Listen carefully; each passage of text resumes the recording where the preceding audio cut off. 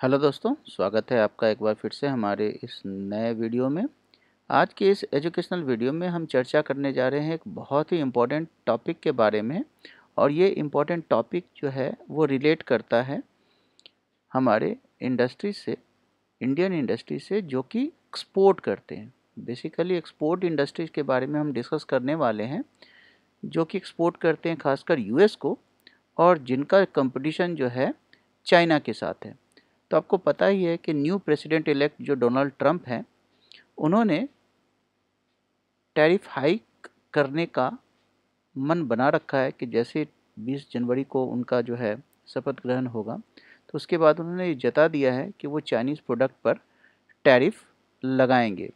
इससे आपको पता ही है कि इससे जो है इसका जो है एक कास्केड इफेक्ट जो पड़ेगा वो चाइना और यूएस के बिजनेस पर पड़ेगा। लेकिन आपको ध्यान देने वाली बात यहाँ पर यह है कि यूएस जो है चाइना से इंपोर्ट करता क्या है। तो बेसिकली जो ज़्यादातर चीज़ें जिसे चाइना एक्सपोर्ट करता है यूएस को, और भारत भी एक्सपोर्ट करता है यूएस को, तो वो है fabric, leather, chemical, electronics and auto parts, और साथ ही खिलौने भी हैं, टॉयज़ भी हैं। तो ये कुछ ऐसे एरियाज़ हैं जिसको हम फोकस कर सकते हैं नेक्स्ट ईयर के लिए, जहाँ पर कि हमारा सेक्टोरियल एडवांटेज हो सकता है। हमारे इंडियन एक्सपोर्टर जो हैं वो जब चाइना वहाँ के बाज़ार से अपने बिजनेस को कम करेगा रीजन टैरिफ हाइक की वजह से, तो हमारे जो फैब्रिक के या केमिकल, इलेक्ट्रॉनिक, ऑटो पार्ट्स या टॉयज़ के जो भी एक्सपोर्टर हैं उनको एक बेहतर अवसर मिलेगा। तो अब हमारे इंडियन एक्सपोर्टर ने जो है, जो कि फीओ के नाम से जाने जाते हैं, Federation of Indian Export Organisation, उनके सदस्यों ने गवर्नमेंट के साथ बातचीत शुरू कर दी है। और उनका कहना है कि भारत को जो ये बदलाव आने जा रहे हैं उसका हम लाभ उठाने के लिए बहुत ही अच्छी स्थिति में, क्योंकि एक तो हमारा अमेरिका के साथ संबंध काफ़ी मजबूत है, और सबसे इम्पोर्टेंट चीज़ जो है कि अभी हमारा यहाँ पर पॉलिटिकल स्टेबिलिटी है। तो हमारी अमेरिकी जो मार्केट है उसमें विजिबिलिटी और कम्पिटिटिवनेस दोनों को बढ़ाने के लिए उन्होंने कहा है कि थोड़ा वित्तीय समर्थन की ज़रूरत पड़ेगी। और साथ ही साथ उन्होंने अमेरिकन जो इम्पोर्टर्स हैं, अमेरिकन कंपनीज़ हैं, उनके साथ जो हम टाई अप करेंगे उनके लिए उनको कुछ फैसिलिटीज़ की ज़रूरत पड़ेगी। तो ये बातचीत जो है अभी शुरुआती दौर में ही है, और आशा करते हैं कि गवर्नमेंट और हमारी जो है मिनिस्ट्रीज़ जो है इस पर ध्यान देगी, और उनके इन कंपनीज़ के लिए जो कि फीओ के मेंबर्स हैं, Federation of Indian export organisations, तो वो जो है इनको जो है लिक्विडिटी और फाइनेंसिंग में इनको मदद करेगी। और ख़ासकर आपको पता ही है कि एमएसएमई जो है, जो काफ़ी एमएसएमई जो है इन सेक्टर्स में, यानी electronic, chemical, auto parts, toys वगैरह, लेदर वगैरह या फैब्रिक्स के क्षेत्र में काफ़ी अच्छा परफॉर्म कर रहे हैं। तो अगर उनको सही सहूलियतें मिले तो हम काफ़ी ज़्यादा फ़ायदा उठा सकते हैं, जो आगे आने वाले दिनों में जो रेट हाइक होने जा रहा है चाइनीज़ प्रोडक्ट को लेकर के यूएस में। ठीक है, तो अब हम लोग जो है आज के इस वीडियो में बेसिकली मैं चर्चा करने वाला हूँ हमारे कुछ फैब्रिक मैन्युफैक्चरिंग कंपनी के बारे में, कि कौन सी कंपनी हो सकती है जिसको हम नेक्स्ट ईयर के लिए टारगेट कर सकते हैं। तो आपको पता ही है कि जब भी हम किसी कंपनी को चूज़ करते हैं तो उसके लिए कुछ इम्पोर्टेंट पॉइंट्स हैं। उनमें सबसे पहला है आरओई, यानी रिटर्न ऑफ इक्विटी हम देखते हैं उसका, ठीक है ना। दूसरी जो इम्पोर्टेंट पॉइंट है वो आरओसी, यानी रिटर्न ऑफ कैपिटल एम्प्लॉयड देखते हैं। तो ये दोनों चीज़ें क्या हैं, पहले इसको समझ लेते हैं, उसके बाद फिर हम लोग स्क्रीनर पर देखेंगे, कुछ सर्च करेंगे कुछ अच्छे मैन्युफैक्चरिंग कंपनीज़ के बारे में जो कि फैब्रिक मैन्युफैक्चर करते हैं और एक्सपोर्ट भी करते हैं। ठीक है, तो आज का जो पूरा वीडियो है वो फैब्रिक सेक्टर में को लेकर के है। तो आशा करता हूँ कि ये वीडियो आपको पसंद आएगा। तो चलिए स्टार्ट करते हैं। तो सबसे पहली चीज़ जो है वह है रिटर्न ऑफ इक्विटी क्या है। तो रिटर्न ऑफ इक्विटी का मतलब होता है कि ये जो मेजर करता है कंपनी के प्रॉफिटेबिलिटी को रिलेटिव टू शेयर होल्डर के इक्विटी को। ठीक है, इसका क्या मतलब हुआ, ये एक तरह से इंडिकेट करता है कि जो कंपनी है वो, या कंपनी का जो मैनेजमेंट है वो कितनी एफिशिएंटली जो है अपने फंड का उपयोग करती है प्रॉफिट जनरेट करने के लिए। अगर हायर आरओई है तो इसका मतलब है कि फाइनेंशियल परफॉर्मेंस जो है काफ़ी स्ट्रांग है और ये एक बहुत ही क्रूशियल मैट्रिक्स होता है। कोई भी इन्वेस्टर जब किसी कंपनी में इन्वेस्ट करता है तो वो देखता है कि उसका आरओई कितना है, ठीक है ना।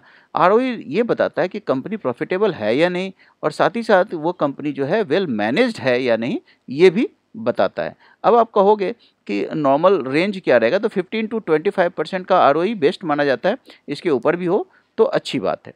अब आते हैं रिटर्न ऑन कैपिटल एम्प्लॉयड। इसका क्या मतलब होता है, ठीक है। तो रिटर्न ऑफ कैपिटल एम्प्लॉयड का जो आरओसीई है वो एक तरह का इवैल्यूएशन करता है कंपनी की एबिलिटी पर कि वो कितना प्रॉफिट जनरेट करता है अपने टोटल कैपिटल, टोटल डेब्ट और इक्विटी के साथ मिलकर। यानी कि कैपिटल जो कंपनी की है, उसके ऊपर जो डेब्ट है, और डेब्ट कितना उसने लिया हुआ है, उसका यूटिलाइजेशन कैसे कर रहा है, और जो इक्विटी है यानी शेयर्स हैं, इन सब का इस्तेमाल वो अपने कंपनी के प्रॉफिट को जनरेट में कितना उसका इस्तेमाल कर पा रहा है ना।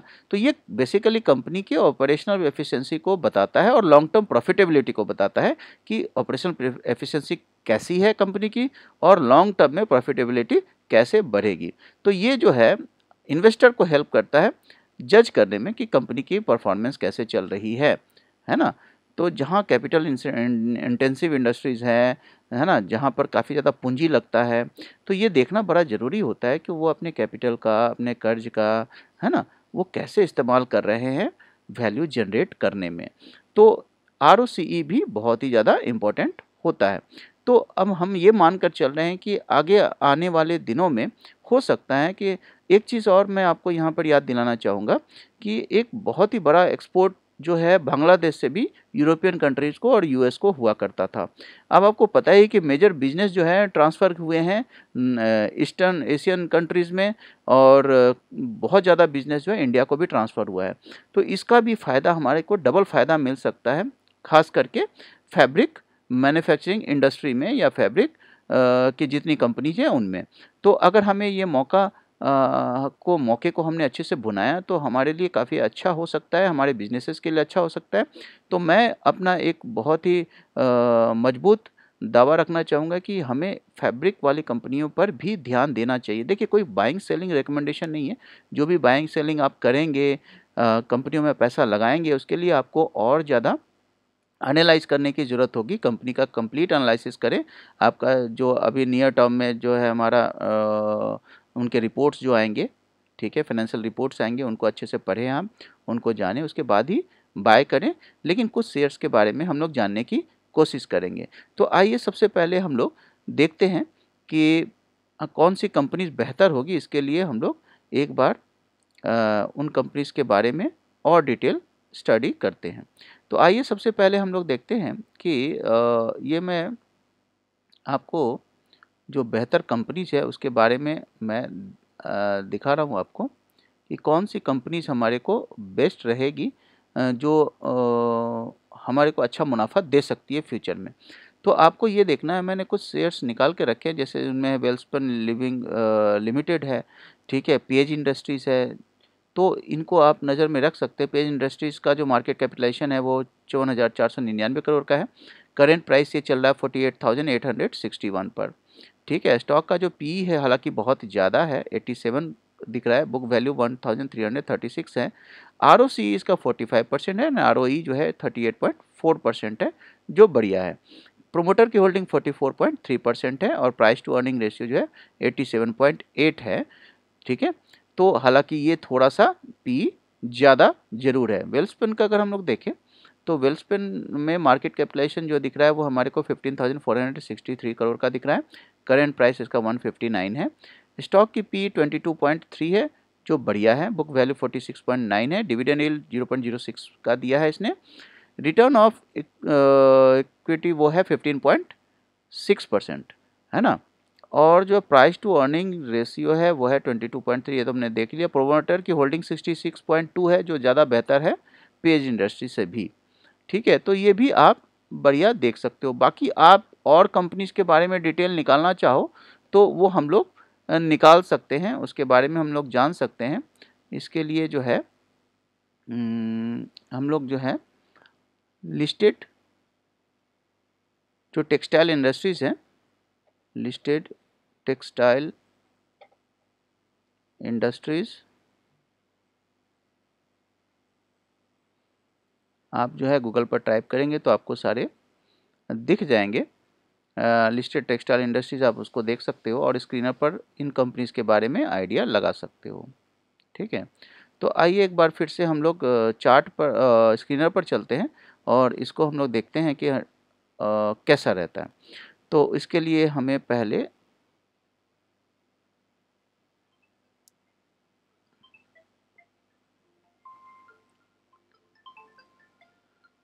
ये स्क्रीनर पर मैं आ गया हूँ। अब आप टेक्सटाइल कंपनीज़ के जो भी लिस्टेड टेक्सटाइल कंपनीज़ हैं उनके बारे में आप डिटेल देख रहे हैं। जैसे फॉर एग्जांपल ग्रासिम इंडस्ट्रीज़ है, ट्राइडेंट है, वेलस्पन लिविंग है, वर्धमान टेक्सटाइल है। अब आपको क्या क्या देखना चाहिए? सबसे पहला तो इम्पोर्टेंट बात है कि मार्केट कैपिटलाइजेशन देखना ज़रूरी है, मार्केट कैप अच्छा होना चाहिए। दूसरा जो है आप यहाँ पर देख पा रहे होंगे कि ROCE है ना, तो इसके बारे में हमने डिस्कशन कर ही लिया है। तो ROCE भी बेहतर होना चाहिए, तो इसको मैं डिसेंडिंग ऑर्डर में लगा देता हूँ ROCE को। उसके बाद हमारे पास कुछ फ़िल्टर आ जाएंगे जिसमें आपको दिख रहा है राजकमल सिंथेटिक्स के बारे में हम देख रहे हैं, है ना। मार्केट कैपिटलाइजेशन थोड़ी कम है तो इसको हम नहीं कहेंगे, लेकिन इसका क्वार्टर सेल्स वेरिएंस जो है काफ़ी पॉजिटिव आया है। तो हमारे को दो चीज़ें, पहले तो ROCE हमें देखना है, क्वार्टर सेल्स वेरिएशन भी देखेंगे, है ना, क्वार्टर प्रॉफिट वेरिएंस भी आप देख सकते हो और साथ में मार्केट कैपिटलाइजेशन देखना बहुत ज़्यादा ज़रूरी है। ठीक है ना, तो ये चीज़ें हम लोग देखने की कोशिश करेंगे। ROCE जो है हमारा 25, 28, 30 के रेंज में है तो बढ़िया है, और साथ ही साथ आपका जो है मार्केट कैप भी मायने रखता है, तो उसको भी आपको भूलना नहीं है। ठीक है, तो उस हिसाब से अगर हम देखें तो हमारे पास और कौन कौन से शेयर निकल कर आ रहे हैं। गरवारे टेक का आप देख रहे हो 4260 करोड़ का मार्केट कैपिटलाइजेशन है। ठीक है ना, और इसका जो ROCE है वो 23.07 है, तो आप इसको भी फोकस में ले सकते हो। ठीक है, और कुछ हम लोग देखें जिसका मार्केट कैपिटलाइजेशन थोड़ा बेहतर हो, तो आगे बढ़ते हैं हम लोग।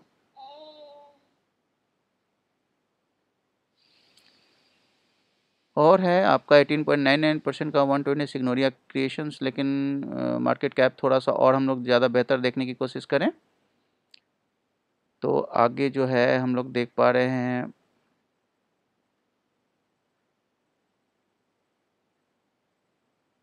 हमें 15 से ऊपर का देखना है ना। तो एक तो डोनियर इंडस्ट्रीज़ भी आप देख रहे हो अच्छा है, 164.79 करोड़ का मार्केट कैपिटलाइजेशन है और 15.99 का ROCE है। तो आप जो है इस तरह से फ़िल्टर कर सकते हो, ठीक है ना, स्क्रीन पर जा कर के, और अपने मतलब के हाँ, ये चीज़ मैं बताऊँ कि सिर्फ ROCE नहीं देखना है, बाकी चीज़ों को भी हमें पैरामीटर को हमें चेक करना है। ठीक है, उनका क्वार्टर सेल्स क्या रहा है, ठीक है, PE रेशियो क्या है, PE रेशियो 15:25 बेस्ट माना जाएगा।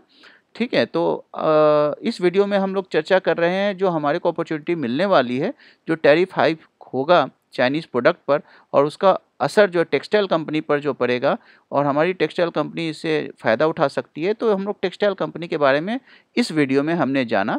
आगे के वीडियो में कुछ और कंपनीज़ के बारे में जानेंगे। उन कंपनीज़ में आपकी जो है लेदर की कंपनी होगी, टॉय की कंपनी होगी, इलेक्ट्रॉनिक्स की कंपनी होगी। तो आज के वीडियो में बस इतना ही, मिलते हैं अगले एजुकेशनल वीडियो में, तब तक के लिए बाय, थैंक यू।